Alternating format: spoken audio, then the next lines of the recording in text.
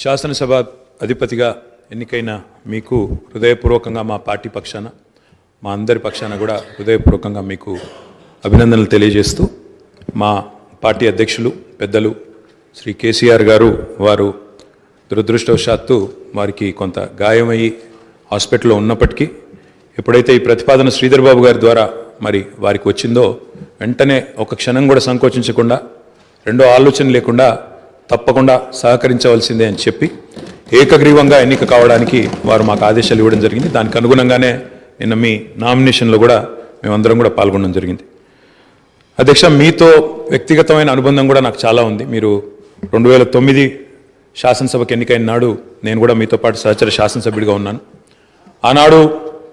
తెలంగాణ ఉద్యమంలో కూడా మీరు మీ వంతు పాత్ర పోషించినారు. 2012 నుంచి 14 దాకా మీరు మంత్రిగా, ముఖ్యంగా మా శాఖకు మంత్రిగా, హ్యాండ్లూమ్స్ అండ్ టెక్స్టైల్స్ డిపార్ట్మెంట్కి మంత్రిగా మీరు పనిచేసిన క్రమంలో ఆనాడు ఒక సందర్భంలో నేను మీ దగ్గరికి వచ్చి మీరు రండి, సిరిసిల్లకి మీరు రావాలి, ఎందుకంటే రాష్ట్రం మొత్తంలోనే టెక్స్టైల్ అంటే సిరిసిల్ల కాబట్టి మీరు తప్పకుండా రావాలి అంటే మీరు కొంత సంకోచం వ్యక్తం చేసినారు మొదలు. మరి ఇప్పుడు ఉద్యమం ఉధృతంగా ఉంది, నేను మంత్రిగా ఉన్నాను, ఈ సమయంలో వస్తే ఏమైనా ఇబ్బంది ఉంటుందా అంటే లేదు, మనం కలిసే పోదామని చెప్పి ఆ రోజు మీరు రావడమే కాకుండా ఆనాడు మరి బ్రహ్మాండంగా మీరు వచ్చి అక్కడ కార్మికుల సమస్యలు విని తర్వాత చాలా సమస్యల పరిష్కారానికి మీ స్థాయిలో మీరు కృషి చేసినందుకు కూడా మీకు మనస్ఫూర్తిగా ఈరోజు మళ్ళొకసారి అభినందనలు, ధన్యవాదాలు కూడా తెలియజేస్తూ మరి ఒక ఉన్నతమైన సాంప్రదాయానికి ఈరోజు మరి తెరదీస్తూ ఇతర పెద్దలు గౌరవనీయులు తెలంగాణ రాష్ట్రం ఏర్పడ్డ తర్వాత పెద్దలు శ్రీకొండ మధుసూనాచారి గారు, తర్వాత శ్రీ పోచారం శ్రీనివాసరెడ్డి గారు, తదనంతరం మీరు, మరి వారు ఇద్దరు కూడా నెలకొల్పిన సాంప్రదాయాలు, కాపాడిన విలువలు, వాటన్నిటిని మీరు కూడా పరిరక్షిస్తారని మనస్ఫూర్తిగా ఆకాంక్షిస్తూ మీ ఉన్నతికి మనస్ఫూర్తిగా అభినందనలు తెలియజేస్తూ మరి ఇప్పుడే పెద్దలు ముఖ్యమంత్రి గారు, ఉప ముఖ్యమంత్రి గారు, మంత్రివర్యులు కూడా చెప్పినట్టు మరి ఈ సభ అందరి సభ, ఈ సభలో ఉండే ప్రతి సభ్యుడి యొక్క గౌరవాన్ని, ప్రతి సభ్యుడి యొక్క హక్కులను, ముఖ్యంగా ప్రజల తరపున మాట్లాడే ప్రతి నాయకుడి యొక్క, ప్రతి గౌరవ సభ్యుడి యొక్క మరి గొంతును వినిపించే విధంగా ఆ బాధ్యత మీరు తప్పకుండా సమర్థవంతంగా నిర్వహిస్తారని మనస్ఫూర్తిగా ఆశిస్తూ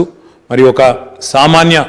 ఎంపీటీసీ పదవి నుంచి ఈరోజు శాసనసభ స్పీకర్గా ఎదిగిన మీ జీవితం ఏదైతే ఉందో, రాజకీయ ప్రస్థానం ఏదైతే ఉందో, ఇది చాలామందికి తప్పకుండా స్ఫూర్తిదాయకంగా ఉంటుందని చెప్పి మనసారా ఆకాంక్షిస్తూ మీ బాధ్యతలో మీరు 100% విజయవంతం సాధించాలని మా పార్టీ తరఫున కూడా కోరుకుంటూ మళ్ళొకసారి మీకు అభినందనలు అధ్యక్ష. థ్యాంక్ యూ అధ్యక్ష. మొదటగా 3వ తెలంగాణ శాసనసభకి మీరు స్పీకర్గా ఎన్నిక కావటం మా అందరికీ కూడా హర్షణీయం. మీకు అభినందనలు తెలియజేస్తూ మీకున్న అపార రాజకీయ అనుభవం,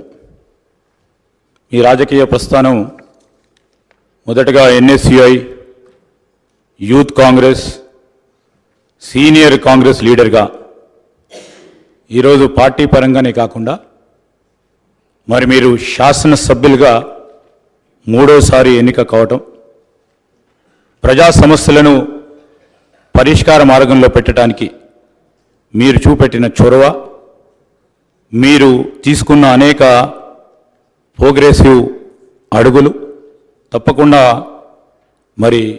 ఐడియలిస్టిక్గా రాబోయే తరాలకు కూడా ఒక ఆదర్శనీయంగా ఉంటాయని, ఆ క్రమంలోనే మీరు మొదటగా ఎంపీటీసీగా, మండలాధ్యక్షులుగా, దాని తదుపరి శాసనసభ్యుడిగా, చైర్మన్గా, మరి ఆనాడు పెద్దలు దామోదర్ రాజనరసింహ గారు ఎస్సీ సబ్ ప్లాన్కి సంబంధించిన ఒక ప్రధానమైన విధానపరమైన నిర్ణయం దేశ చరిత్రలో నిలిచిపోయే ఆ నిర్ణయంలో ప్రధాన భాగస్వాములుగా మీరు నిలవటం, ఆ క్రమేణా మీరు ప్రజా జీవితంలో ప్రజా సంక్షేమము, అదేవిధంగా ప్రజలకు దగ్గరగా ఉండాలని, ఓడినా నేను మీకున్నానని ఒక ధైర్యాన్ని ఇచ్చి ముందుకు నడిపిన వైనాన్ని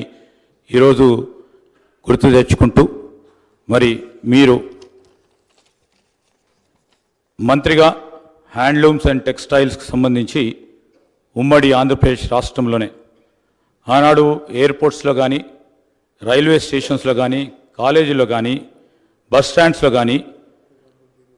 మీరు హ్యాండ్లూమ్స్ను ఎంకరేజ్ చేయాలని, ప్రోత్సాహం చేయాలని స్టాల్స్ పెట్టడం, ఆ క్రమంలో హ్యాండ్లూమ్స్ అండ్ టెక్స్టైల్స్కి సంబంధించిన వారన్నిటిని కూడా ఆదుకోవాలనే మీ ప్రధానమైన ఉద్దేశాన్ని ఈ సందర్భంలో మరి జ్ఞప్తికి తీసుకొస్తూ రాబోయే కాలంలో కూడా మరి ఇప్పటివరకు కూడా ఒక మంచి సాంప్రదాయాన్ని 3వ శాసనసభకు సంబంధించి, తెలంగాణ శాసనసభకు సంబంధించి ఒక మంచి సాంప్రదాయాన్ని ఏర్పాటు చేయాలని సభానాయకులు మరి ముఖ్యమంత్రి గారు ప్రతిపాదించిన మీ అభ్యర్థిత్వాన్ని మేము కోరగానే టీఆర్ఎస్ పార్టీ వారు కానీ, అదేవిధంగా ఎంఐఎం పార్టీ వారు కానీ, అదేవిధంగా ఈరోజు బీజేపీ పార్టీ వారు కానీ మేము ఒక మంచి సాంప్రదాయాన్ని నెలకొల్పుదాం. మన రాష్ట్రాన్ని ఒక ఆదర్శనీయమైన రాష్ట్రంగా శాసనసభ వ్యవహారాలకు సంబంధించి ముందుకు తీసుకెళ్లాలని వారి ఆలోచనకు మేము కృతజ్ఞతలు తెలియజేస్తూ, అదేవిధంగా గౌరవ శాసనసభ్యుల హక్కులకు సంబంధించి మీరు కూడా శాసనసభ్యుడిగా వారికి సంబంధించి మరి రాజ్యాంగంలో వారికి కలిగించిన హక్కులను కాపాడే ప్రతి క్రమములో ఈరోజు మీరు వారికి అండగా నిలబడతారని, ఈ హౌస్ను కూడా సజావుగా నడపడానికి మేము ప్రతిపక్షాలకు సంబంధించిన శాసనసభ్యులందరినీ కూడా కోరుతా ఉన్నాం. మరి గౌరవ స్పీకర్ గారు ఏ నిర్ణయం తీసుకున్నా సభా సాంప్రదాయాలను బట్టి, రూల్స్ అండ్ ప్రొసీజర్ ప్రకారం వారు తీసుకునే నిర్ణయానికి పూర్తి స్థాయిలో వారికి మరి తప్పకుండా సపోర్ట్ చేస్తారనే ఆశాభావంతో ముందుకు చెప్తూ మరొకసారి మీరు శాసన సభాపతిగా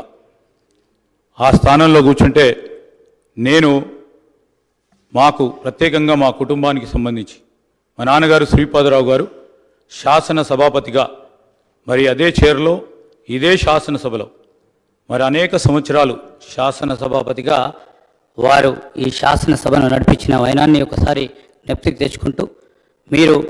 మరి ఈ 5 సంవత్సరాల కాలం పాటు ఈ శాసనసభని దిగ్విజయంగా ఈ తెలంగాణ రాష్ట్రంలో ఉన్న ప్రజా సమస్యలను ఈ శాసనసభ వేదిక ద్వారా తీరికంగా చర్చించే ఆలోచన చేస్తూ ఉన్న మా ప్రభుత్వానికి సంబంధించి మీరు తప్పకుండా మీరు దిశని ఇవ్వాలని కోరుకుంటూ మరొకసారి మీకు అభినందన తెలియజేస్తూ సెలవు తీసుకుంటాను.